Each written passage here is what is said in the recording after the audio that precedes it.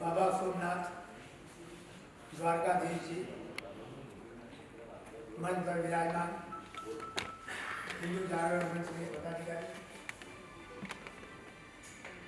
मातृशक्ति हमारी बड़ी बहन माननीय संजय, हमारे बुजुर्ग और हमारे मेरे साथी,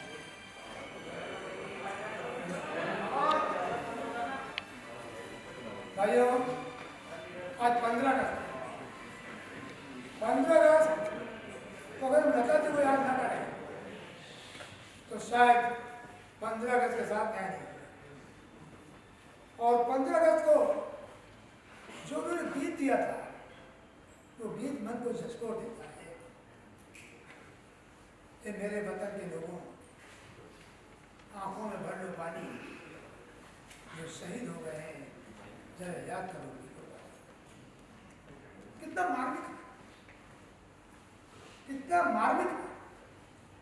क्या ये जो मर्म है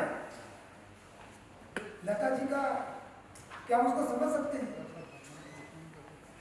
उनका मर्म उन शहीदों को नमन करने का साल दो साल का साल का नहीं,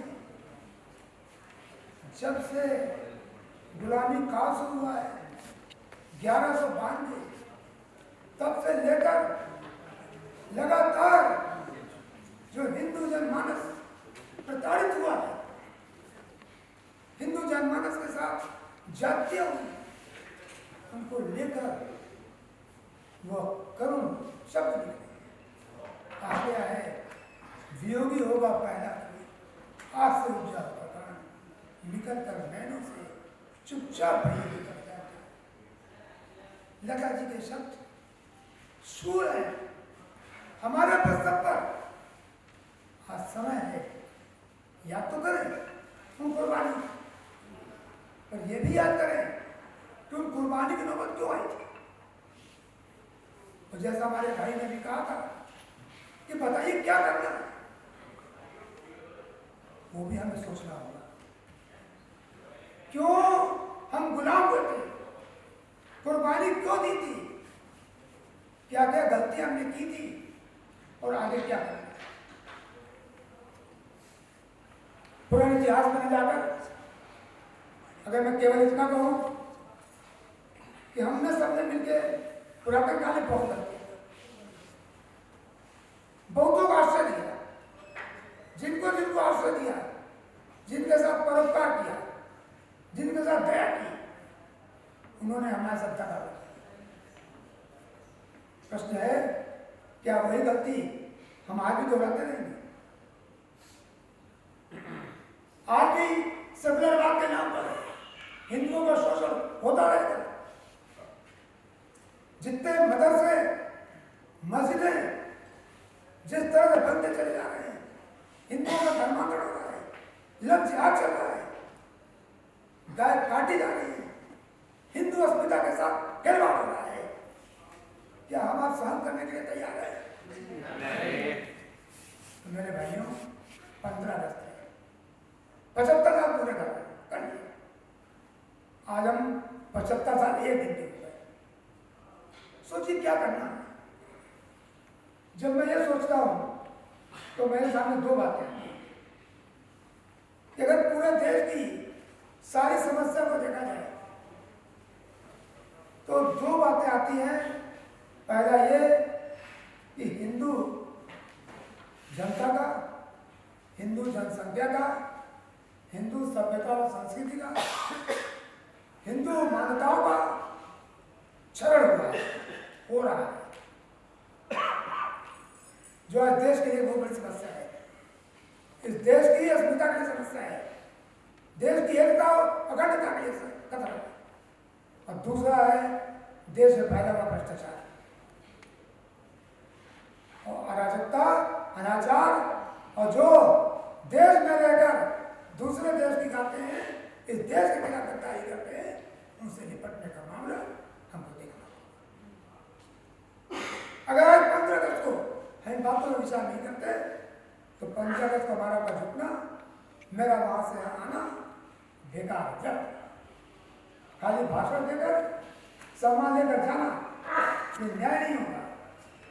आज हिंदू जनता के साथ न्याय तब होगा जब हम मनन करें,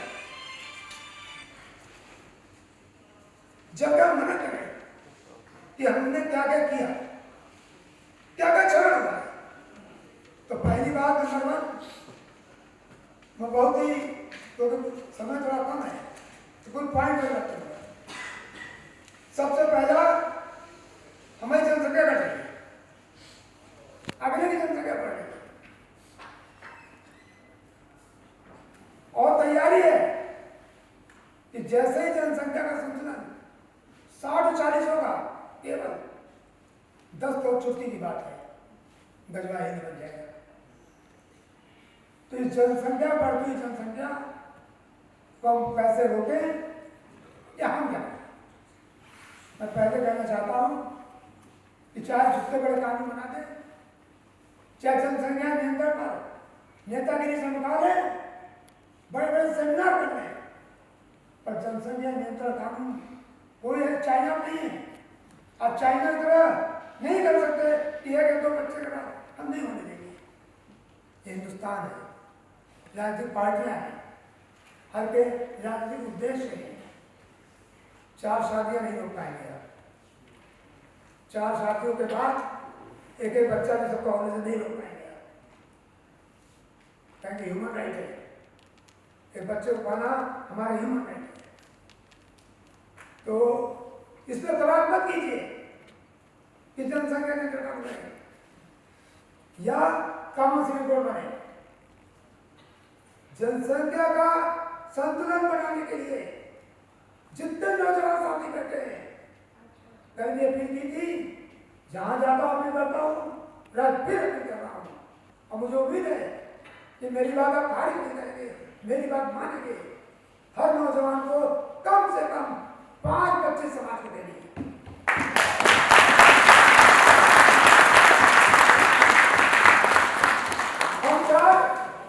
हम चार हमारे 16 भैया पूछा, भैया जी आपके बच्चे कैसे बनेंगे? तो अल्लाह देने वाला है। क्या हमारे भोलेनाथ, हमारे भगवान कृष्ण, हमारे भगवान राम क्या वो देने वाले नहीं है? हम आप जब धरती पर आए थे और जितने बुजुर्ग यहाँ बैठे हैं, याद कर लीजिए कि आपका सब मामा, नाना, चाचा या जो पूर्वज जो रहे हों, कोई ऐसा नहीं है जिसके 8-10 बच्चे न रहे हों। उससे कैसे पढ़ते थे? उस समय तो गुलामी का था, अत्याचार का था। पर ये क्यों? हम निष्क्रिय हैं, हमें लालच है, हम आलस से आलसी हैं, हम मेहनत नहीं करना चाहते हैं। तो चलो 1-2 बच्चे पैदा करो, छुट्टी करो, उन्हीं को परवरिश कर दो और उन्हीं को इतना कर दो चाहे करप्शन करना पड़े, चाहे 50 करोड़ रुपए तय दिखते हो, भले वो ईडी ले जाए, कहना पड़े कि नहीं जानते कहां से आए, पर उस मिल में शिका में आप घूमते रहोगे और करप्शन करते रहोगे और बच्चों के लिए पैसे इकट्ठा करते, उसे नहीं पढ़ना है।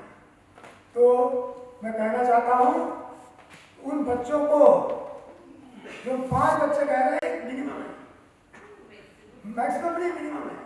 आप 7 करिए, 8 करिए, 10 करिए। लालू जी को मानता हूं, लालू जी ने भले 4 आया हो, पर 11 बच्चे तो समाज दिए।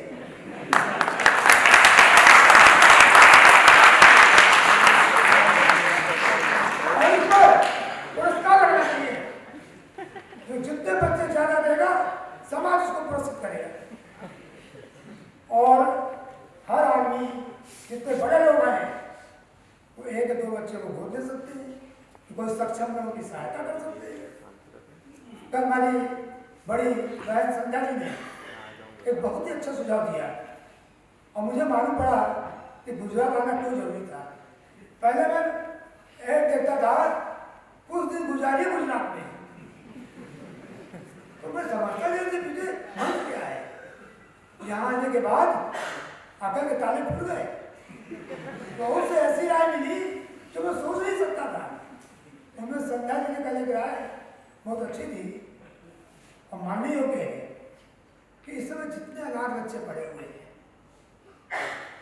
बच्चे का कोई परवरिश करने वाला नहीं, या गरीब है, मिशनरी चल रही है, उनका धर्मांतरण के लिए कोशिश हो रही है, उन सबको क्यों न पाले, उन सबको हमारे सक्षम लोग हैं। मैं देखा कि बड़ौदा में, गुजरात में लोग बहुत सक्षम हैं। हम सबको समझते हैं कि यहाँ के लोग शायद देश की आर्थिक व्यवस्था को चला सकते हैं, समझ लगा सक्षम है। तो क्यों ना आप एक धर्म कार्य करें, समाज के लिए करें, राष्ट्र के लिए करें, उन बच्चों को पढ़ाने का काम तो कर सकते हैं। अगर हर आदमी एक एक बच्चा, दो बच्चे के लिए या कोई पालन घर बना दें, उनके लिए कुछ ऐसा कर दें जिससे वो पढ़ें, उनको संस्कार मिले, धर्म संस्कृति का ज्ञान हो, तो हिंदू समाज के लिए एक बहुत बड़ी अनुभूति है। दूसरा मुद्दा है कि अपने संस्कार भूलते जा रहे हैं, संस्कृति भूलते जा रहे हैं। आज जो तथाकथित पाश्चात्य संस्कृति है, हिपोक्रेसी है, पॉप संगीत है, डिस्को डांस है, वो आ रहा है। शास्त्रीय संगीत, हमारे एक से जितने अनूठे साहित्य की चीजें हैं, जो साहित्यिक गान थे, वो चले गए। अब याद होगा जयशंकर प्रसाद जी ने लिखा था स्वतंत्रता के समय, क्या लाइनें, हिमाद्रि तुंग श्रृंग से स्वयं प्रभा समुद्र मिला, स्वतंत्रता पुकार थी, अमर वीर पुत्र हो, दृढ़ प्रतिज्ञा से चलो। तो पूरी कविता सुना, क्या ओज है, आज ओज गायब हो रहा है, जिसको डांस शुरू हो गया, इसका जिम्मेदार कौन है? मैं क्षमा चाहता हूं कि जिम्मेदार हमारे बुजुर्ग हैं। इसलिए वो सोचते हैं कि अगर मेरा बच्चा हिंदी स्कूल में पढ़ेगा या हिंदी स्कूल में पढ़ेगा, कानून में नहीं जाएगा, तो पिछड़ा का आएगा। अगर वो पाप संगीत सीखेगा, डिस्को डांस सीखेगा, केक काटेगा, तो फॉरवर्ड का है। वो संस्कृति जो हमसे विरुद्ध हो रही है, उस संस्कृति को वापस लाना होगा। और मैं आपसे अपील करना चाहता हूं कि हमको आपको मम्मी डैडी की नहीं, माँ पिता की संस्कृति लाना होगा। आपको उस संस्कृति को लाना होगा जब भाई भाई से लड़ता नहीं है, भाई का खड़ा लेता है, इंतजार करता है 14 साल कि वो आने में अपना रात बनाने में तो क्या करेगा। आज क्या होता है, अगर भाई चला जाए तो पूरा कब्जा कर लीजिए, सब कुछ ले लीजिए।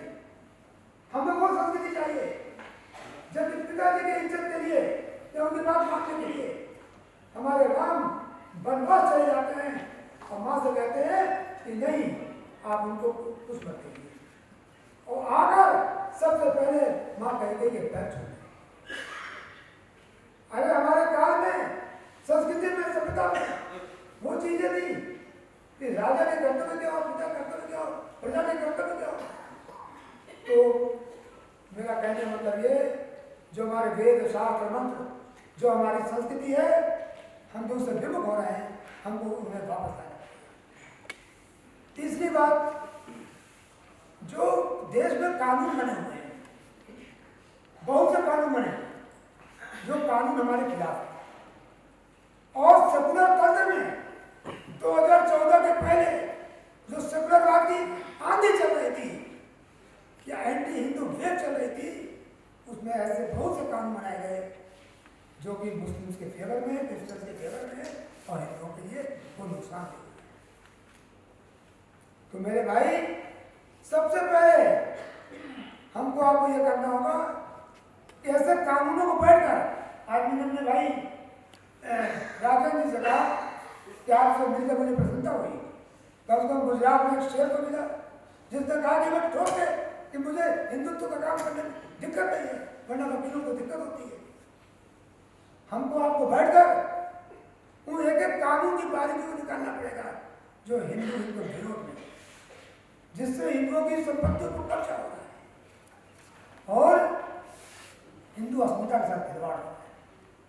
इस दिशा में सबसे पहले मैं वह फैसला लाना चाहता हूँ। आप सब लोग वफ के बारे में सुनते होंगे, जानते होंगे। अगर वफ नाम हो गया वफ बोर्ड ने इस संपत्ति को ले लिया है, तब पीछे और जाते मान चलते हो वफ बोर्ड ने ले लिया है, तब कुछ नहीं कर सकते। इसका एक बहुत बड़ा कारण है कि जो हमारे अधिवक्ता बंधु हैं, हिंदू अधिवक्ता बंधु, उनमें 99% के पास वक्फ एक्ट की कोई नॉलेज नहीं है। इसलिए कि वकील को जब जिसके से पैसा मिलता है वही पढ़ता, उसके अलावा पढ़ता होता नहीं। चूंकि वक्त के ज्यादातर मुस्लिम के पास होते हैं तो मुस्लिम वकील डील करते हैं, हिंदू का शादी नहीं। वक्फ एक्ट के प्रावधान है, एक ही प्रावधान बताऊंगा, वैसे तो सेक्शन 100 टोटल 112 है, पर मैं कोई एक प्रावधान बताऊंगा। धारा 40 में लिखा है कि वक्फ बोर्ड को इस बात का सेटिस्फैक्शन हो जाए, ये वक्फ संपत्ति थी, तो चाहे वो ट्रस्ट की संपत्ति हो, चाहे वो किसी इंडिविजुअल की हो, सोसाइटी की हो, वक्फ उसे ले सकता है, वक्फ बोर्ड ले सकता है। और इसी क्रम में बहुत सारी संपत्तियां पूरे देश में ले ली। आपको मालूम है, डिफेंस और रेलवे के बाद वक्फ के पास नंबर 3 पर सबसे ज्यादा संपत्तियां हैं, 8 लाख वर्ग मीटर, और बढ़ती जा रही है। कल मैं मीटिंग में था, तो मीटिंग में एक आवाज आई थी, पूरी बात मेरी नहीं हो पाई थी। कुछ समस्या सूरत में भी है। मैं अपने भाई राजेंद्र जी से कहा है कि जब पता कीजिए, वहाँ भी कब्जा करने जा रहा है बहुत सारी संपत्ति पर, सूरत महानगर पालिका। हाँ जी, मैं क्षमा चाह रहा हूँ, मुझे पूरी बात, मुझे पूरा भी तो बस इस बारे में नहीं क्यों हो रहा है। इसलिए धारा 40 में वक्फ के पास अभूत पावर। मैं मंच पर बैठे हिंदू जागरण के लोगों से, जो यहाँ प्रबुद्ध लोग बैठे उनसे, और जब जनता जाति क्या करना है, तब वो करना ये हस्ताक्षर लेना चाहिए। माननीय मोदी जी तक इस बात को पहुंचाइए, तथ्यों के साथ, बिना तथ्यों के नहीं। देखिए प्रॉपर्टी है, वह बोर्ड ने यह गवर्नमेंट प्रॉपर्टी थी, यह हिंदू प्रॉपर्टी थी, उस पर कब्जा कर दिया, गैरकानूनी कब्जा किया। तो अगर आप कब्जा को चैलेंज करते हैं तो बड़ी लंबी प्रक्रिया है। ट्रिब्यूनल में जाइए, ट्रिब्यूनल में 3 मेंबर होते हैं, 3 में से एक मुस्लिम जरूर होगा, और फिर वहाँ हर तारीख को जाइए और झेलना, वहाँ जनरली माहौल मुस्लिम का होता है, वो पेट्रोल नहीं है। एक हस्ताक्षर लेना चाहिए। मैं हिंदू जागरण से पदाधिकारी आके बहुत ही कर्मठ पदाधिकारी हैं, जो कि सक्षम हो सकते हैं। आप बहुत, चूंकि परिचय से नहीं जानता हूँ, आप बहुत लोग ऐसे बैठे हैं जो बहुत सक्षम हो सकते हैं। थोड़ा सा कोशिश ये कीजिए कि तथ्यों को पहले जुटाइए, और तथ्यों को जुटाने के बाद, क्योंकि ये सेंट्रल कानून है, वक्फ एक्ट 1995 भारत सरकार बनाया कानून है, इसको राज्य सरकार कुछ नहीं कर सकती। तो आपको प्रधानमंत्री जी को और गृह मंत्री जी को ये पहुंचाना पड़ेगा इस बात को कि वक्फ बोर्ड बदला जाए, क्योंकि जब तक वक्फ बोर्ड नहीं बदला जाएगा, हिंदू संपत्ति और पब्लिक संपत्तियां जाती रहेंगी, कब्जा होता रहेगा।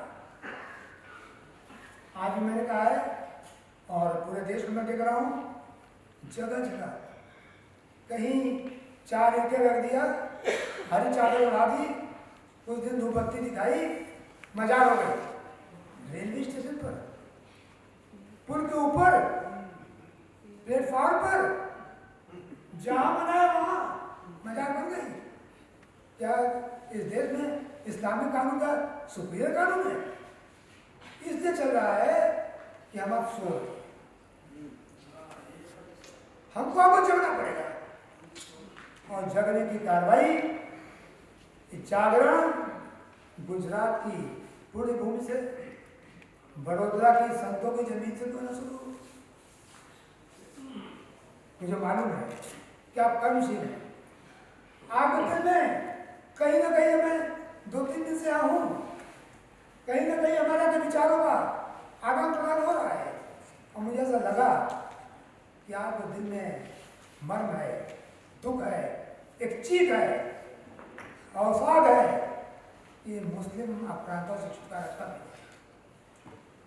ये मुस्लिमवाद बढ़ता जा रहा है, क्रिश्चियनवाद बढ़ता जा रहा है, उनसे छुटकारा कैसे मिले? तो छुटकारे की सबसे बड़ी तरकीब ये है कि हम पहले जागरूक। बहुत लोग कहते हैं कि हिंदू बटे हुए कटे हुए, मतलब कोई बटे कटे नहीं है, हमसे ज्यादा तो वो बटे हैं। अरे भाई, अफगानिस्तान में विस्फोट हो रहा है, कौन मर रहा है? ईरान में कौन मर रहा है? ईरान में कौन मर रहा है? पूरे वर्ल्ड में कौन मर रहा है? क्या वो सब बीजेपी वाले मारने जा रहे हैं? मुस्लिम हिंदू को मारता है, हिंदू नहीं मारता है।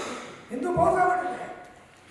अब गोधरा का कांड हुआ था, गोधरा कांड हुआ था, तो गोधरा का नायक तो उन्होंने जो काम किया था, जनचेतना जगी और पूरे देश की उन्नति की।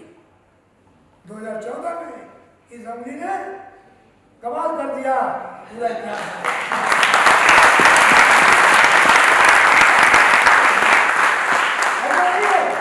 कि चेतना नहीं है, हमारे यहाँ मानसिक स्तर एक नहीं है। अगर आपने यूपी सबको बुलाया, क्यों बुलाया? इसलिए बुलाया कि काशी विश्वनाथ को अपना समझते हैं।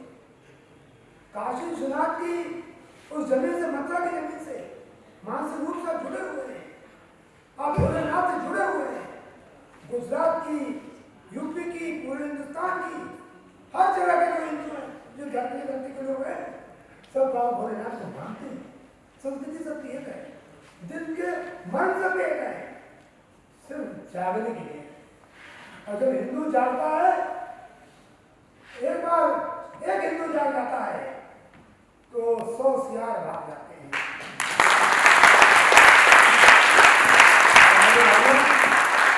हमको आपको केवल जागना है, अधिकारों में जाना है, और जो अत्याचार अनाचार हो रहा है उसके लिए मैंने तो संकल्प लिया है। हो सकता है मैं अपने जीवन में पूरा नहीं कर पाऊं कि भारत को हिंदू राष्ट्र बनाना है।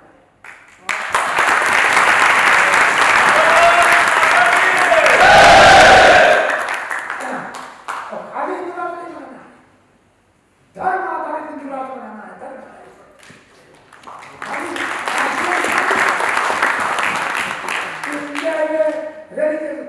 हिंदू में लिखा होना चाहिए भारत एक धार्मिक हिंदू राष्ट्र।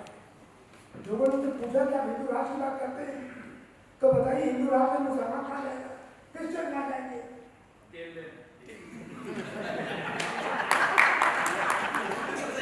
तो मैंने कहा कि भाई समस्या बड़ी नहीं, छोटी सी है, बहुत छोटी समस्या है।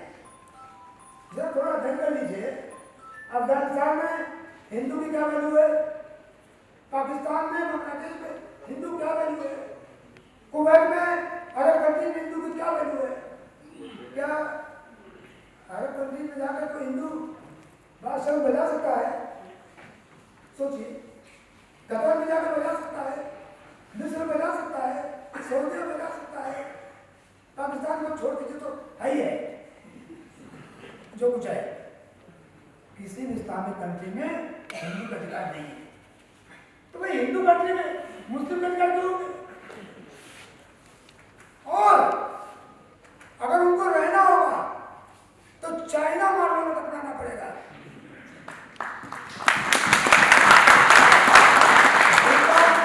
बुर्का बैन, दाढ़ी बैन, टोपी बैन, नो मस्जिद। उस हिंदू राष्ट्र की बात मैं करता हूँ, उस हिंदू राष्ट्र की संकल्पना के लिए मैं लड़ रहा हूँ, और जितनी ईश्वर ने मुझे ताकत दी है उस ताकत से पिछले 30-35 साल से लगा हुआ हूँ। और इस क्रम में जहाँ जहाँ जो हिंदू मंदिर जिनको ले लिया गया है, इन पर बड़ा कब्जा कर लिया गया है, क्योंकि तो संवैधानिक तंत्र है, हमको संविधान के हिसाब से चलना है। वो आइडियल है कि जब हिंदू राष्ट्र बनेगा तो हम क्या करेंगे, पर आज की तारीख में जो देश का संविधान के खिलाफ चलना है, तो हमको लड़ाई भी संवैधानिक लड़नी है। और जब लड़ाई संवैधानिक लड़ेंगे तो जो मंदिर बने उनको वापस लेने की कार्रवाई करनी है। मैं आप सभी से निवेदन करना चाहता हूँ, और बड़ा विनम्र निवेदन कर रहा हूँ कि गुजरात में यहाँ पे सब सीमावर्ती क्षेत्र, चाहे मध्य प्रदेश हो, महाराष्ट्र हो, जहाँ भी मालूम पड़े कि हिंदू मंदिर तोड़कर मस्जिद बनाई गई है, उसके तथ्य इकट्ठा कीजिए। पूरा तथ्य चाहिए मुझे। भावनात्मक केस जिस समय करता हूँ भूल जाता हूँ भावना। पूरे तथ्य चाहिए कि कब मंदिर बना था, कैसे मंदिर बना था और तथाकथित मस्जिद कब बनी। आप मुझे तथ्य दीजिए, हमारी लीगल टीम होगी और मैं शपथ लेता हूँ एक भी ऐसी मस्जिद को जो मंदिर तोड़ बनाई गई है छोड़ूंगा नहीं।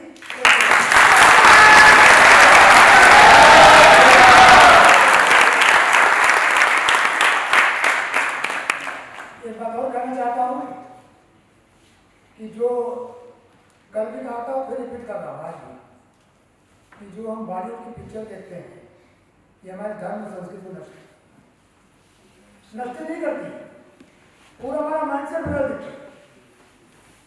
और इतना बदल देती है कि मानने लगते हैं भगवान शिव पर दूध चढ़ाने से बड़ा नुकसान होता है, पर एक कबर पर चादर बढ़ाने को नुकसान नहीं होता क्योंकि मुर्दों को चढ़ा देता है। हमारे अपनी संस्कृति को नष्ट किया है। और क्यों किया जा रहा है कि जो उसमें मुस्लिम हीरो आ गए हैं, हिंदू हीरो को साफ कर दिया गया है। Self proclaimed king Khan, self proclaimed. भाई आप नहीं सुना कि कोई हीरो भी किंग हो सकता है, पर ये नहीं सुनी किंग खान। आपको धन्यवाद दूंगा कि लाल सिंह चड्ढा को आपने मुझे उल्टा कर दिया।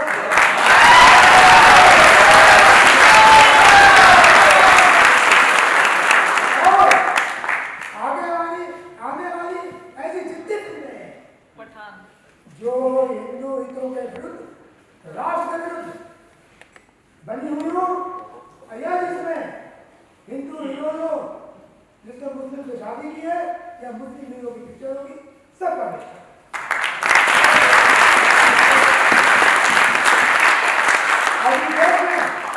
वही पिक्चर चलेगी जिसमें हिंदू देवी देवताओं को की पूजा की गई हो, उनका मस्तक ऊंचा किया गया हो, जो राष्ट्र के हित में हो, राष्ट्र के विरोध में चलने वाली और हमारी सभ्यता और संस्कृति को नष्ट करने वाली कोई पिक्चर उस देश में नहीं चल सकती।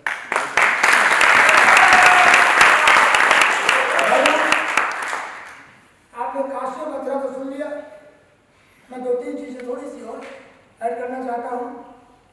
आपने सुना होगा बड़े, जब से हमारे बहुत बंधु यहाँ पर इतिहास पढ़ा होगा, शाहजहां का नाम सुना होगा। अगर शाहजहां का नाम आता है तो प्रेम और मोहब्बत की निशानी आती है, क्योंकि शाहजहां का जुड़ा हुआ है बहुत बेपनाह प्रेम करता था अपनी बेगम से। 14 बच्चों को पैदा करने के बाद बेगम साहिबा की मृत्यु हो गई थी और बेगम साहिबा को दफनाने के लिए इतना प्रेम था कि दफनाने के लिए पहले तो बुरहानपुर में दफना दिया, कहने भाई उनको इज्जत देनी मरने के बाद, तो हमको कोई पूरा महल चाहिए। खोजा के महल कहा गई तो मालूम पड़ा क्या तेजो महल है। तो राजा थे, उनके हाथ में पावर थी, सही अगर पावर थी, तो उन्होंने राजा जयसिंह से कहवाया कि आप अपना माल हमको दे दीजिए, इसके बदले थोड़ी जमीन ले लीजिए। अब जमीन ले ना लें, पर अगर किंग वहाँ बैठा हुआ है नहीं देंगे तो उनका दिया दीवार लेगा। दो दुआ होता है, सर तन से जुदा, तीसरा कुछ होता नहीं है। तो उन्होंने मंजूर किया और जो तेजो माले था वो उनको दे दिया। उसके बाद बुरहानपुर से लाके वो जो बाड़ी थी वहाँ पर दफनाई। कहा क्या जाता है कि ताजमहल शाहजहां ने बनाया। जितनी किताबें लिखी हैं उन सब में लिखा शाहजहां ने बनाया।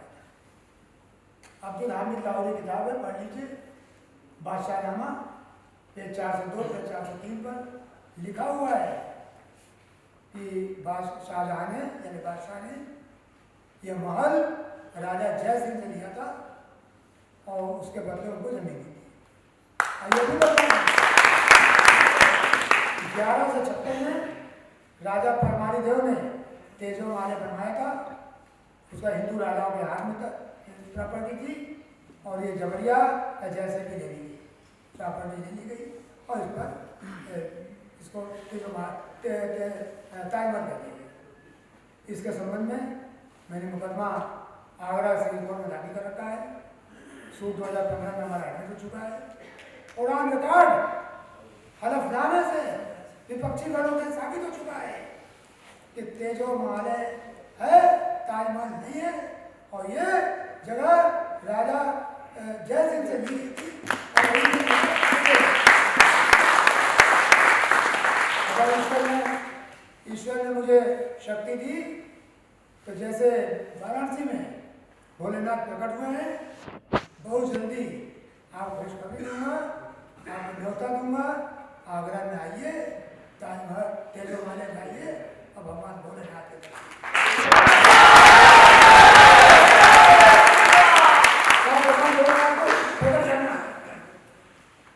इसी तरह से इसी ग्राम में इसी पड़ाव में मैं जब चला तो मुझे किसी ने बताया कि इंदौर के बगल में गौशाला है।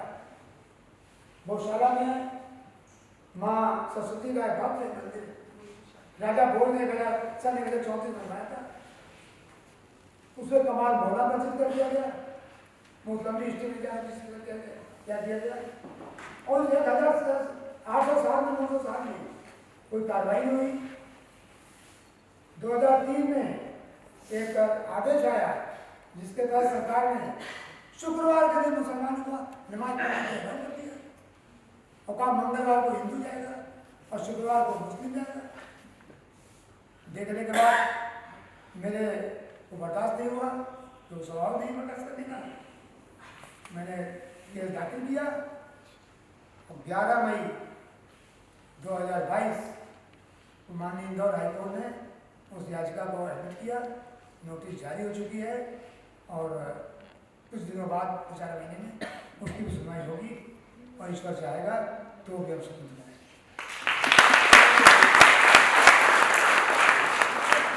आप लोग बहुत लोग दिल्ली गए होंगे, बहुत लोग दिल्ली गए होंगे। जब दिल्ली जाते हैं तो आदमी कसरत होती है कि भाई सुना है जरा ये कुतुब मीनार देख लिया है, बड़ी हिंदुस्तानी धरोहर है, क्या चीज उन्होंने बनवाई थी। हिंदुओं का तो कोई आर्किटेक्ट है नहीं है, इनके आने के पहले क्या कोई मंदिर में चाहिए नहीं, कोई आर्किटेक्ट आई नहीं, कुतुब मीनार बनवाई, कितनी विशाल कितनी बढ़िया कुतुब मीनार। आप गए होंगे पर आपने चीज पाया कुतुब मीनार ध्रुव स्तंभ है, ये तो एक अलग सवाल बात की बात है। उसे सटा हुआ एक कुव्वतुल इस्लाम मस्जिद है, यानी कुव्वतुल इस्लाम इस्लाम की ताकत, माइट ऑफ इस्लाम। और वो जो तथाकथित मस्जिद बनी हुई है अरबी में लिखा हुआ है पूर्वी दरवाजे पर और दक्षिणी दरवाजे पर कि 27 हिंदू और जैन मंदिरों को तोड़कर उनके मलबे से बने शेम। और हम आप जाते हैं जाते वक्त देखते हैं और कहते हैं बच्चों देखो क्या चीजें क्या बनी, क्या इमारत है, क्योंकि हमारे आंख के आगे पट्टी पड़ जाती है। हम मान के चलते हैं कि मंदिरों को तोड़ दिया तो क्या हुआ, एक ढांचा बना तो है। एएसआई ने भी एडमिट किया है, आर्कियोलॉजिकल सर्वे ऑफ इंडिया ने एडमिट किया है और लिखा हुआ है। आप गूगल सर्च कर लीजिए, सब नौजवान बैठे गूगल सर्च बड़ा आसान है, वो तक लगा हुआ है 27 हिंदू जैन मंदिरों पर उनके मन में हम जाते बर्दाश्त करते हैं क्या भैया, इसको बर्दाश्त करते रहे, बोलिए इसका समाधान होना चाहिए। इसके लिए साकेत कोर्ट में मुकदमा दाखिल कर चुका हूं, नोटिस जारी हो चुकी है और इस मंदिर को जो 27 और हिंदू जैन मंदिर को कोर्ट बनाई गई है, इसकी पुनर्स्थापना करानी है, ये मेरा प्रण।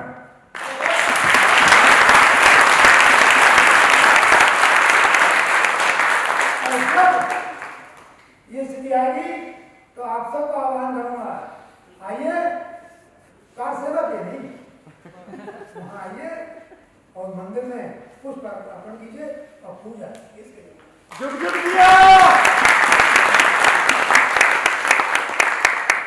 भाइयों, मैं केवल संक्षेप में समय हो रहा है इतने कहना चाहता हूँ कि हमको आपको अपने अधिकार के साथ कर्तव्यों के लिए जागरूक होना पड़ेगा। संविधान में जो लिखा है हमारे मूलभूत कर्तव्य हैं, उन कर्तव्यों में कंपोजिट कल्चर भी पड़ है, जो हमारी संस्कृति है उसको एक्चुअली में करना पड़ेगा और उसके लिए हमको आप कुछ करना पड़ेगा। करने के लिए जरूरी नहीं कि आप कोई काम करें तो उसका आपको फल मिले।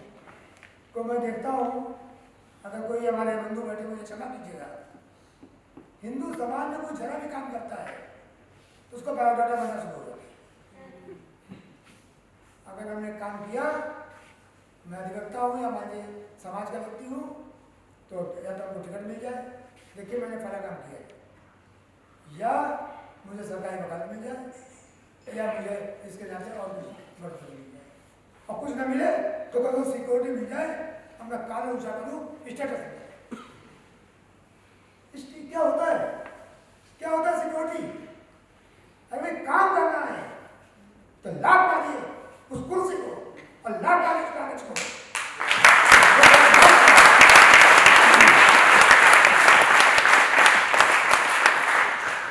वो सरकारी वकालत, वो मंत्री पद, वो टिकट, वो लाभ लश्कर, वो शान शौकत, वो सत्ता किस काम की? अगर देश से सवाल नहीं है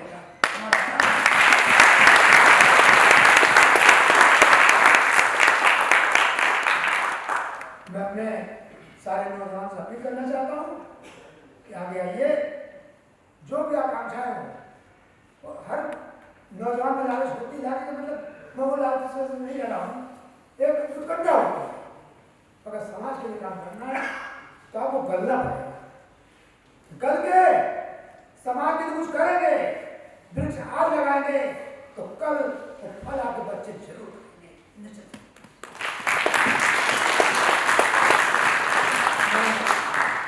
क्योंकि हाल का समय 5 बजे तक का है, हम लोग अनुशासन बंद है, तो मैं अपनी बात करने का मन तो आपसे और भी ज़्यादा था। तो गुजरात में आने के बाद 2 दिन 3 दिन में इतना दिल मिला है, यहाँ के लोगों ने इतना प्रेम दिया है कि मुझे लगेगा मैं अपने घर से बाहर भोजन भी मिला, सम्मान भी मिला, सब कुछ मिला, परंतु मैं उस सम्मान का हकदार तब होऊंगा जब मैं इस देश की, इस धरती के लिए, गुजरात की धरती के लिए, यहाँ पर जो आक्रांताओं का दर्श है उसको दूर करने के लिए कुछ काम कर सकूं और आपके काम आ सकूं, तो मैं यहाँ आना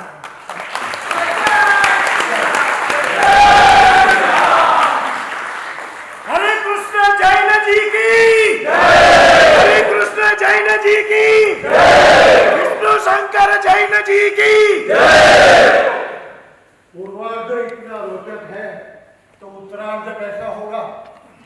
भोले बाबा जल्दी इनकी मेहनत का रंग लाए, रिजल्ट हमारी तरफ में आए, फिर से उनको बुलाए और उत्तरार्ध सुनेंगे। अभी बहुत टाइम कम होता है तो 3-4 प्रश्न लेंगे, तो आपसे निवेदन है कि बिल्कुल शॉर्ट में प्रश्न पूछे।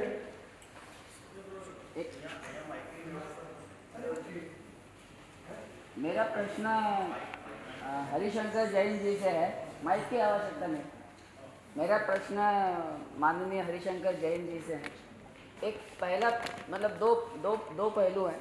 एक है तेजो महालय जो आप बता रहे हैं, मैंने सालों पहले PN ओक की एक पुस्तक है, उसका मैं एक्सर्प्ट पढ़ा था, यहाँ तो बैन है अभी भी, तो उसका आपने कोई अध्ययन किया है? मैंने एक्सर्प्ट में देखा है, आपने बताई हुई कई बातें हैं, तहखाने बंद हैं, उसमें जो आकृतियाँ हैं कमल की आकृति, और मैंने खुद ने देखा है बचपन में, तब मुझे याद है। तो ये सब चीज़ों का आपने कोई हवाला लिया है आपके इसमें? मैं जस्ट पूछना। जब मैं वहाँ तक पहुँचा हूँ, अपना काम किया है, तो इतना मान चलिए जी कि मैंने सब अध्ययन करके किया होगा। मैंने PN ओक, गोलबले साहब, फॉरेन राइटर्स, SI की जितनी पुरानी रिपोर्टें हैं सब मैंने किया, सब मेरे पास है। जो अमित लाहौरी किताब होता है वो मेरे पास है, सब्जी करके तब आगे बढ़ाऊँ खाली जगह। दूसरा जो प्रश्न है, मुझे मैं विष्णु शंकर जी का भी ये सुन रहा था, कल भी सुना, परसों भी सुना। ये मुझे ये आश्चर्य हो रहा है कि इतनी सारी चीज़ें पब्लिक डोमेन में है, मतलब पूरे सबको पता है, तो फिर भी ये संभ्रम की स्थिति आज भी बनी हुई है।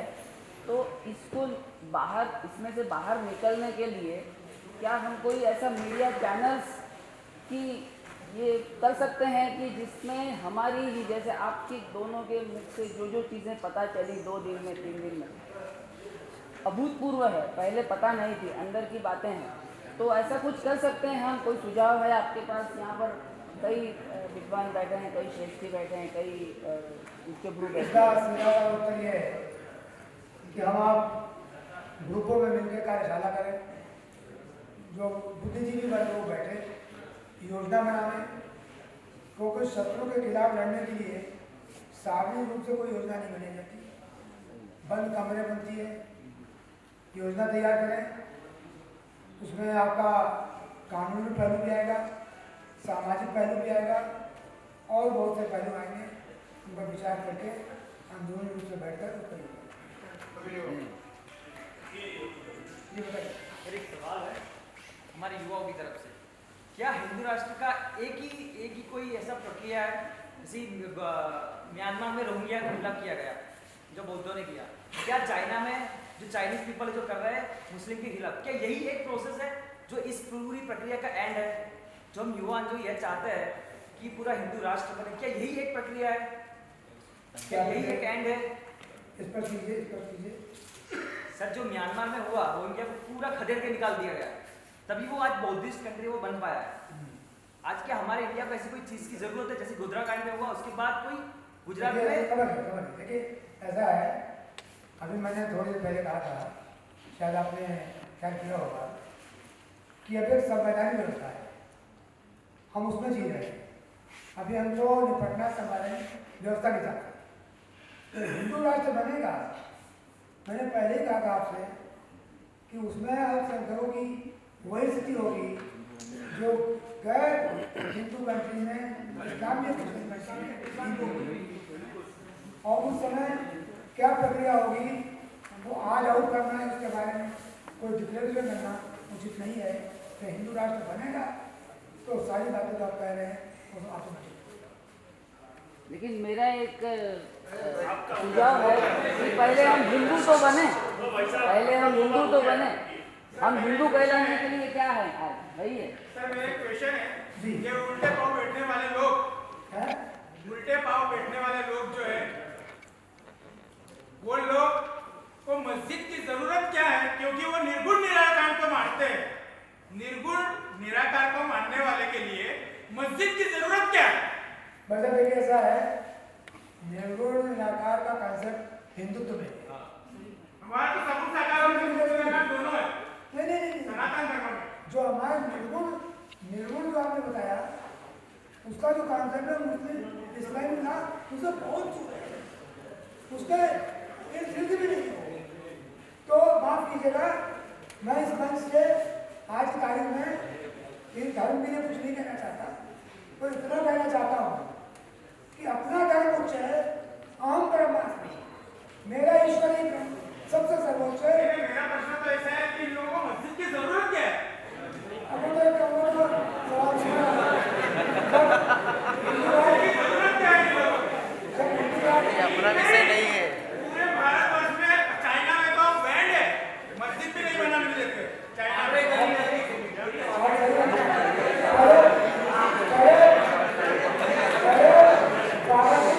इतना पावरफुल होने हिंदू कर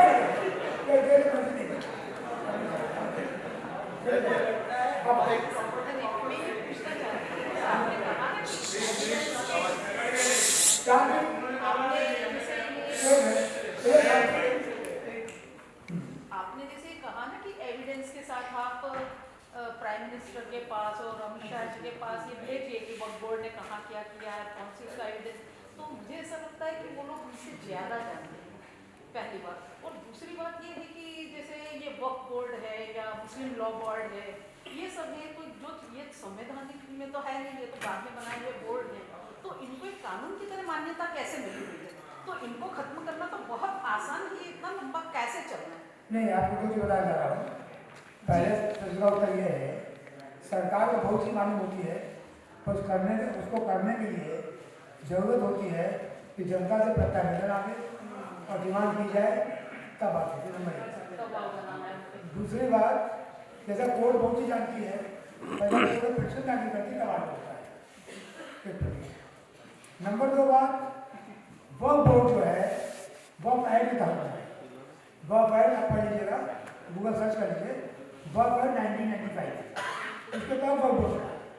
वह बोर्ड ऐसी कोई प्राइवेट संस्था नहीं है, वो एक्ट बना चुका है। और यही नहीं, वह बोर्ड के पदाधिकारियों को गवर्नमेंट सर्वेंट बनाया है।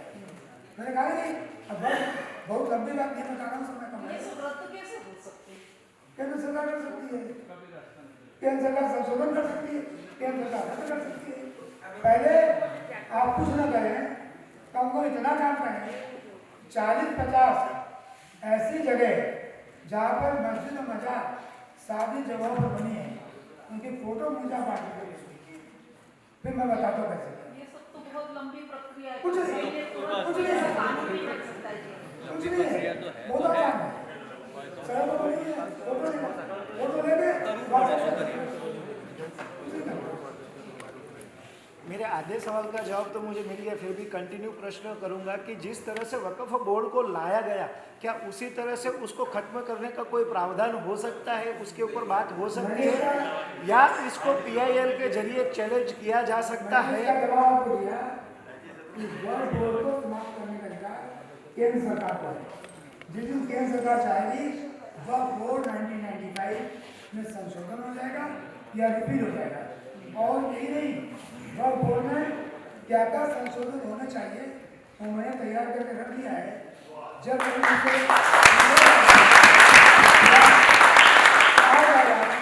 बता दीजिए, हमारे फीडेड है जो आप लैपटॉप देख रहे हैं, उसमें फीडेड है क्या क्या संशोधन होना चाहिए, जो कि हमारे खिलाफ है।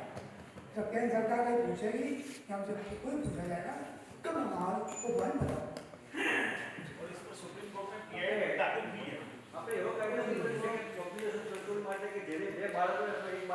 तमाम सरकार की योजनाओं में बाकी तो उसको कोई फैसले की नाम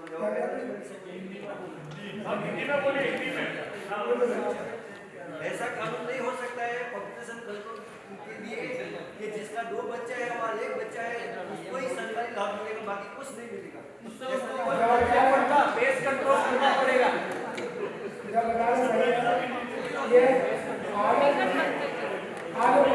कानून में काटता है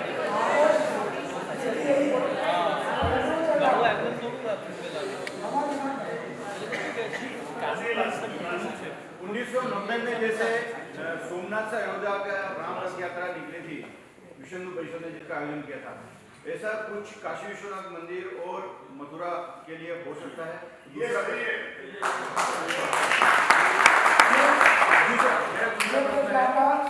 बहुत सही है। उस समय ये हुआ था कि सोमनाथ तक आने की यात्रा, सोमनाथ से अयोध्या तक, तो आप लोग सब तैयार होइए तो सोमनाथ से यात्रा। जय जय श्री राम।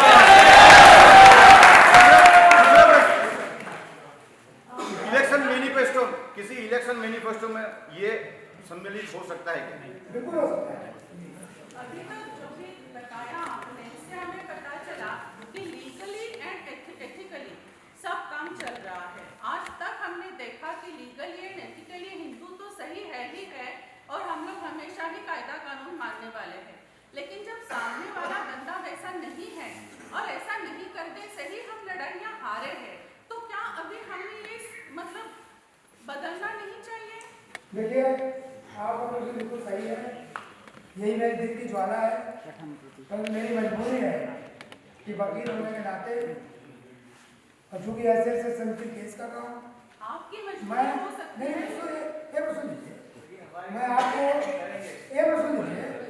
मैं आपको भड़काने वाली कोई बात नहीं कर सकता, मैं कह सकता हूँ, परंतु आपके दिल के साथ मेरा दिल है, आपका जो मंतव्य होगा मेरा मंतव्य है, और सही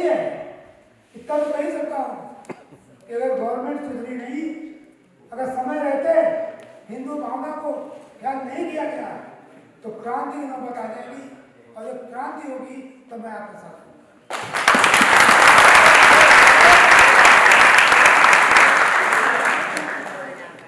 सर पहली तो बात ये, मैं क्वेश्चन नहीं पूछना चाहता, तीन सिर्फ बात छोटी छोटी कहना चाहता हूँ।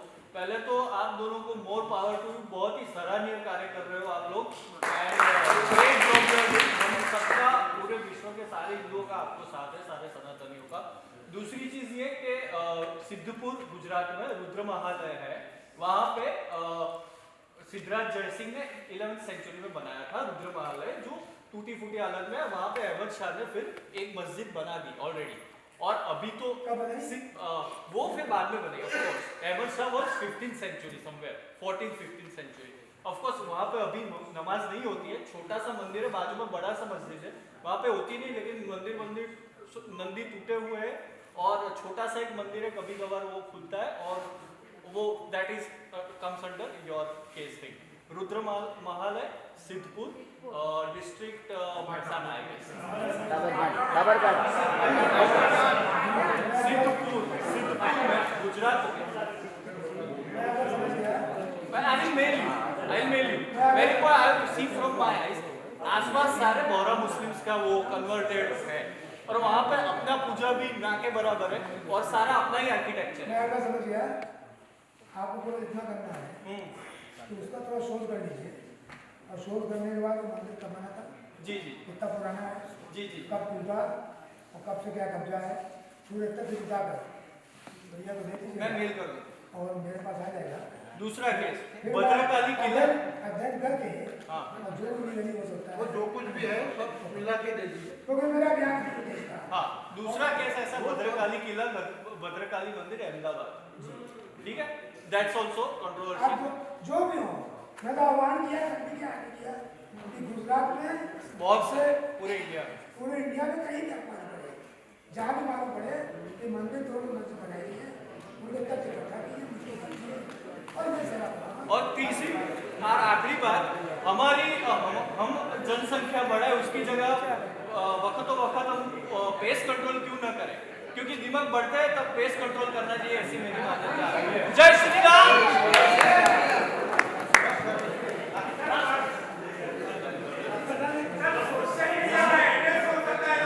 देवस्थान की जमीन जो है, सोशल मीडिया का एड्रेस, इन लोगों का मंदिर देवस्थान की मंदिर देवस्थान की जमीन है, वो जमीन ट्रस्टियों ने पार्टी को बेच दिया, वो पार्टियों ने मुसलमान को बेच दिया, तो मंदिर देवस्थान की जमीन क्या मुस्लिम बेच सकता है? मंदिर की मंदिर देवस्थान भेज दी जाए तो मंदिर ही रहेगा, वो अगर भेज दी तो शून्य, और उसको उसके खिलाफ गाड़ी। अच्छा भाई, सबको जय।